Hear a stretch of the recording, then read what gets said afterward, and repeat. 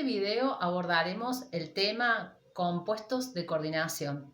Vamos a intentar abarcar los siguientes objetivos, que serían identificar los distintos tipos de ligando, predecir la estabilidad de un complejo, conocer los factores que intervienen en la estabilidad, conocer y aplicar las reglas de nomenclatura. El compuesto de coordinación es la interacción entre un átomo central y los ligandos, ¿sí? Como podemos ver en este modelo, tenemos el átomo central, que vendría a ser un metal del bloque D de la tabla periódica. Preferentemente son estos metales porque en sus orbitales de valencia están vacíos, entonces pueden recibir un par de electrones de otro átomo, que en este caso vendría a ser de los ligandos, que van a tener pares de electrones libres. Entonces van a actuar ellos como dadores y él como aceptor. Entonces, en este caso, en el caso de ser aceptor, él va a ser un ácido de Lewis y el dador va a ser una base de Lewis, ¿sí? Esa es la relación que existe. En la formación del complejo tenemos entonces el metal, como habíamos dicho, el bloque D, más el ligando, que esto nos viene a dar el complejo. En esta estructura podemos visualizar cómo es un complejo donde tenemos el metal y los distintos tipos de ligandos, ¿sí? En este caso tenemos ligandos del tipo aniónico y neutros. Estos vienen a formar una esfera de coordinación. A su vez puede pasar que se le unan a estos ligandos otra esfera de coordinación y así sucesivamente. Con respecto a las cargas, en este ejemplo que puse, vendrían a ser, este complejo es catiónico, al igual que tenemos arriba, son catiónicos. ¿Y cómo sabemos esto? Por la sumatoria de las cargas de cada uno de los átomos o compuestos que lo conforman al complejo. Por ejemplo, sabemos que el amoníaco es neutro, 0, y en el caso del cobre trabaja con más 2. Por ende, la sumatoria nos va a dar más 2. Así sacamos lo que es la carga. En el caso del número de coordinación, depende de la cantidad de ligandos. Por ejemplo, en esta molécula, la cantidad de ligandos son 2. El cloro vendría a ser el ligando. Entonces, va a ser el número de coordinación, va a ser número 2. En el caso de esta molécula son 4 y en el caso de esta son 6. Bueno, vamos a repasar qué son los ligandos. Los ligandos son las bases de Lewis unidas al átomo metálico de un complejo. Son los donadores de los pares de electrones. Así que pueden ser moléculas neutras como el agua o el amoníaco o iones como el ion cloruro. Tienen al menos un átomo o un par solitario de electrones. Los cationes rara vez funcionan como ligandos. Puede ser esto porque un par de electrones en un cation es sostenido firmemente por la carga positiva, así que no estaría involucrado en el enlace coordinado. Sintetizando entonces, ¿qué son los ligandos? Son las bases de Lewis unidas al átomo metálico de un complejo. Bueno, a los ligandos se los puede clasificar según la naturaleza del grupo ligante, en monodentados, polidentados o ambidentados. Los monodentados son aquellos que poseen un solo átomo dador y por lo tanto ocupan una posición en la esfera de coordinación. Comúnmente se trata de moléculas que son muy pequeñas, que poseen un solo átomo donador de electrones, tales como el amoníaco, el agua, los aniones halogenuros, entre otros. En cambio, los polidentados son aquellos que son capaces de establecer dos o más uniones simultáneas con el núcleo de coordinación. Pueden ser bidentados, tridentados, tetradentados. Ejemplo, el fosfato, el carbonato, la etileniamina. Bueno, otro tipo de ligandos son los ambidentados. Este tipo de ligandos podría considerarse un caso especial de los ligandos polidentados, porque poseen más de un átomo capaz de donar pares de electrones no compartidos. ¿Sí? Sin embargo, poseen un tamaño demasiado pequeño como para ser capaces de donar electrones con ambos átomos a la vez. y en lugar de ellos se enlazan de una manera u otra dependiendo de las circunstancias. Dentro de este grupo vamos a encontrar los tiocianatos, el nitrito. En la identificación de los distintos tipos de ligando debemos saber cómo se clasifican. Tenemos los monoatómicos y los poliatómicos. En el caso de los monoatómicos puse dos ejemplos, el caso del amoníaco y del agua. En el caso del amoníaco, el nitrógeno es el que tiene el par de electrones libres que se va a unir al átomo central del complejo. Y en el caso del agua sería el oxígeno.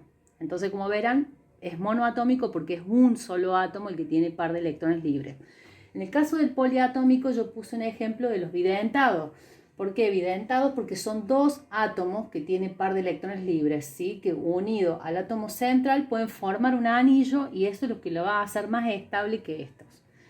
También tenemos la clasificación por aniónicos o neutros, es decir, estos ligandos pueden estar formados por aniones, es decir, pueden ser elementales o moleculares, y neutros, moléculas neutras. Ligando monodentado. Bien, la característica del ligando monodentado es se enlazan a un átomo metálico por medio de un átomo de ligando. ¿Qué significa esto, un átomo de ligando? ¿Bien? Yo le voy a usar, hay varios tipos de ligando monodentado. Yo le voy a usar el ejemplo del amoníaco. Por ejemplo, sabemos que la configuración del amoníaco es NH3, ¿verdad? Y esta característica, si lo hacemos en su estructura, vamos a ver la siguiente.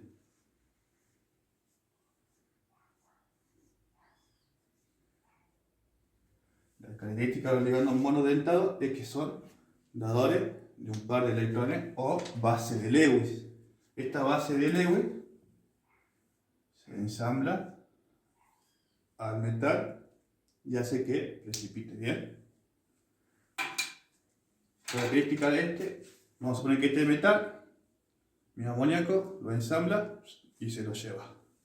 Bien. Característico de esta, que no son muy estables. Bien. Ligando polidentados.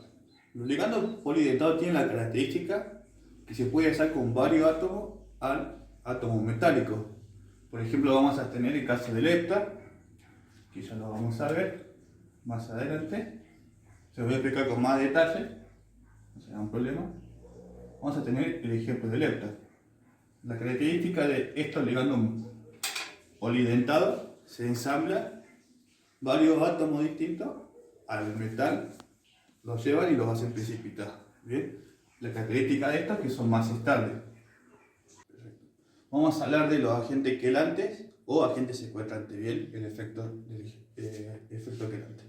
En este caso yo voy a usar el ejemplo del hepta.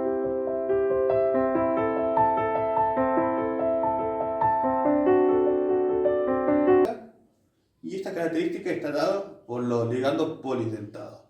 Bien. La característica de los ligandos polidentados es que pueden tomar al metal, secuestrarlo, pero con varios ligandos o con varias bases de Lewis. En este caso el hepta va a tener 1, 2, 3, 4, 5 y 6 átomos para tomar al metal. La característica de estos agentes secuestrantes o los polidentados es que sujetan al metal de varias pinzas, lo secuestran y puede hacer que precipite o que caiga. Bien, esa es la característica de los agentes quelantes. Bien, y tienen mucha utilidad en la vida cotidiana. Lo vamos a ver en el caso de la hemoglobina o de la clorofila. Bien, perfecto.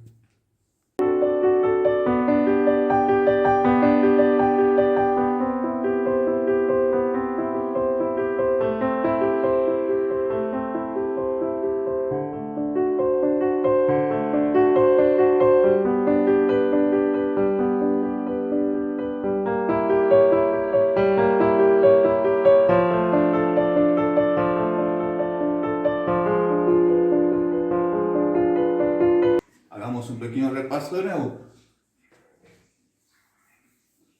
Dijimos al comienzo que teníamos monodentado,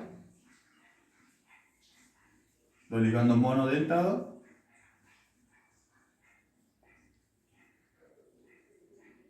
y los polidentados. Característica de los monodentados es un solo átomo que se ensambla al metal. Vamos a hacer ligando más metal. Y los polidentados son varios ligandos más nuestro metal. Bien. ¿Cuál es más estable? Este es más estable que este. Más estable. Bien. Otra característica de esto, y la diferencia es que estos son conocidos como quelatos. Presentan los quelatos o lo que conocemos, o lo que la fábrica de industria dice, agentes secuestrantes. Estos son muy útiles en la vida y estos son más utilizados y se presentan con mayor característica. Yo le di como ejemplo el lepta. Existen varios tipos como la hemoglobina o la clorofila. Bien, pero este es lo básico de la diferencia y las características de los ligandos monodentados y polidentados. Bueno, a continuación vamos a ver dos cuestiones muy importantes. Una de ellas corresponde a la nomenclatura de los complejos y por otro lado a la estabilidad. ¿Cómo se nombran los complejos? Para nombrar los complejos tenemos que tener en cuenta 6 pasos muy fundamentales. El primero de ellos nos indica que para nombrar los complejos que son sales, el nombre del anión siempre precede al nombre del catión. En segundo lugar, en este caso los ligandos se van a escribir antes del nombre del metal y se van a escribir en orden alfabético sin tener en cuenta 2 cuestiones fundamentales. Una de ellas corresponde a la carga con la cual está actuando el ligando y en segundo lugar al prefijo que indica el número de ligandos. En tercer lugar tenemos lo que corresponden a los ligandos comunes, es decir, a los ligandos que reciben un nombre particular en el complejo. Por ejemplo, tenemos a la molécula de agua que en el complejo va a recibir el nombre de aquo. Por otro lado tenemos el amoníaco que en el complejo va a recibir el nombre de amino y además tenemos otros ejemplos. El cuarto paso para establecer la nomenclatura de un complejo nos indica que los prefijos griegos se van a utilizar para indicar el número de ligandos. Y en el caso de que estemos en presencia de ligandos polidentados, se van a utilizar prefijos alternos, como por ejemplo bi, dis, que se van a escribir luego el ligando entre paréntesis. El quinto paso indica que si el complejo es un anión, su nombre va a terminar en ato, y finalmente el número de oxidación del metal se va a escribir entre paréntesis y con números romanos. A continuación le traemos el siguiente complejo de ejemplo, que en este caso podemos ver que este complejo de coordinación va a estar formado por 2 partes. Por un lado tenemos el anión, que en este caso va a ser el anión cloruro, y por otro lado tenemos este catión. Focalizándonos en este catión podemos ver que va a estar formado por este metal, que va a ser el cromo, que el cromo va a estar actuando con el estado de oxidación más 3, según el principio de electroneutralidad. Va a estar formado por 4 moléculas de agua que, teniendo en cuenta justamente el paso de los ligandos comunes, va a recibir el nombre de tetraacuo. Y finalmente vamos a tener 2 iones cloruros que, al ser también un ligando común, va a recibir el nombre de dicloruro. Entonces, si nosotros tenemos en cuenta esto que acabamos de nombrar y además si tenemos en cuenta estos pasos, lo único que nos resta por hacer es escribirlos en orden alfabético, pero sin tener en cuenta la carga del ligando y sin tener en cuenta el prefijo que indica el número de ligandos. Por lo tanto, este complejo va a recibir el nombre de cloruro de tetraacuo dicloro cromo 3, siendo justamente 3 el número de oxidación del cromo, que se escribe, como bien dijimos, entre paréntesis y con números romanos después del metal. Por otro lado, lo que nosotros tenemos que ver es si todos los complejos son estables. En este caso, cabe destacar que la constante que implica a los complejos de coordinación recibe el nombre de constante de formación o de constante de estabilidad. Esta constante, que se simboliza como Kf, se caracteriza y además se distingue de otras constantes que hemos visto por su alto valor. Es decir, que un valor alto de esta constante de formación indica que los complejos son estables en disolución acuosa. Sin embargo, existen diferentes tipos de factores que influyen o afectan la estabilidad de un complejo. Por ejemplo, los complejos son sumamente estables a valores de pH neutros.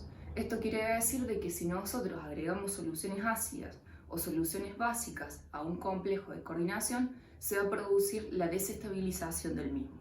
Por eso, a continuación, vamos a ver cuáles son los diferentes tipos de factores que influyen en la estabilidad de un complejo. La estabilidad de un complejo se mide en función de la K de formación. ¿Por qué pasa esto? En el caso de la reacción que se da para formar un complejo es una reacción de equilibrio, ¿sí?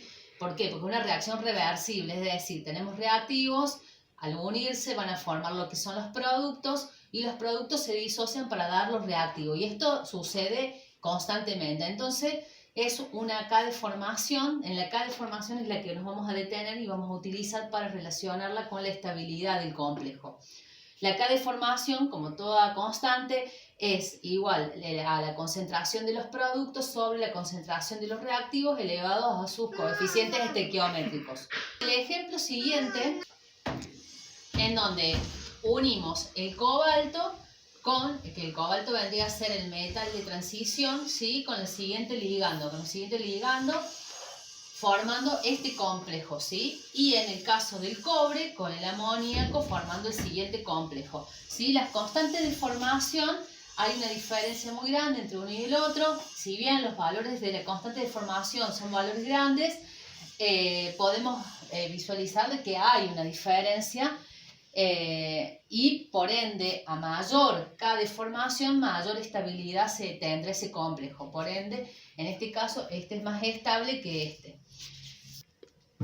En el caso, por ejemplo, de los complejos con ligandos monodentados, la formación se da en etapas, ¿sí? Puede pasar que se den en etapas, por ejemplo, como pasa acá, que en este reactivo tenemos el reactivo sumado los reactivos que van a dar los productos, ¿sí? Que vendrían a ser los complejos, nos van a dar una constante. A su vez, a este complejo le vamos a agregar más ligando, me va a dar un segundo complejo y así sucesivamente, lo que nos va a ir dando la constante 1, constante 2, constante 3. Obviamente que las constantes a medida que van avanzando van a ir disminuyendo, por ende va a ir perdiendo la estabilidad.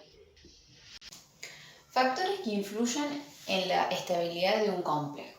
La causa que más afecta la estabilidad de un complejo es la fortaleza de la unión ligando-metal. Esta unión nos dará una medida de la estabilidad del complejo. Entonces, un complejo será más estable en cuanto la carga del catión sea mayor, su tamaño sea menor y tenga más orbitales vacíos. Pero también encontramos otras causas, como por ejemplo el efecto quelato, que se debe a que cuantas más uniones presente el ligando con el catión central, más difícil será romperlas. También tenemos el tamaño del anillo, que cuando se forma un complejo con ligandos polidentados, se va a formar un ciclo. La estabilidad máxima será cuando el número de eslabones sea de 5. Entonces será distinto cuando el eslabón sea de 4 o de 6 porque presenta mayor repulsión. Por último tenemos los efectos estéricos, que si los ligandos son de gran volumen, es posible que los impedimentos estéricos eviten que ingrese un número adecuado de ligandos. Enlaces metal-ligando. El enlace entre un ligando y un ion metálico es la interacción entre una base de Lewis y un ácido de Lewis. Debido a que los ligandos son los pares de electrones no compartidos, puede funcionar como la base de Lewis, que son los donadores de pares de electrones. Los iones metálicos son los orbitales de valencia vacíos, por lo tanto pueden actuar como ácido de Lewis, que son los receptores del par de electrón no compartido.